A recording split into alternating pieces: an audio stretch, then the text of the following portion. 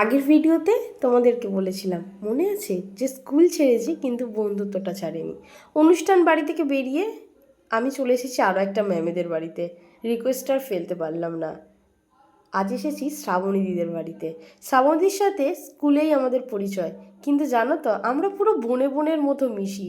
আমার মনেই হচ্ছে না যে এই বাড়িতে আমি প্রথমবার এসেছি। শ্রাবণীদি আমাকে খুব ভালোভাবে ওয়েলকাম করেছে।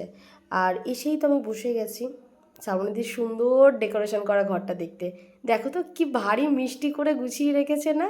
আর বড় মিষ্টি তার হাসি, জানো।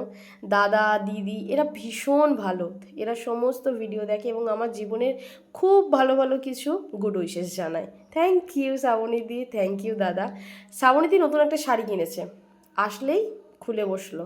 দেখো দেখো অনুরাধা, এই শাড়িটা আমি কিনেছি, সাথে কিছু জুয়েলারি। ম্যাম কিন্তু ভারী গুণী, জানো।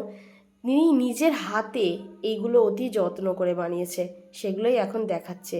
আর দেখো কি সুন্দর লাগছে না? যদি এমনটা আমরা পারতাম। ম্যাম ভীষণ ভালো ড্রয়িং করেন, উনি একজন ড্রয়িংয়ের টিচারও। যারা তোমরা বারুইপুর থেকে রয়েছো তারা ম্যামের সাথে যোগাযোগ করতে পারো, আমি তাদের কন্ট্যাক্ট নাম্বার দিয়ে দেবো। ভীষণ ভালো ড্রয়িং করে।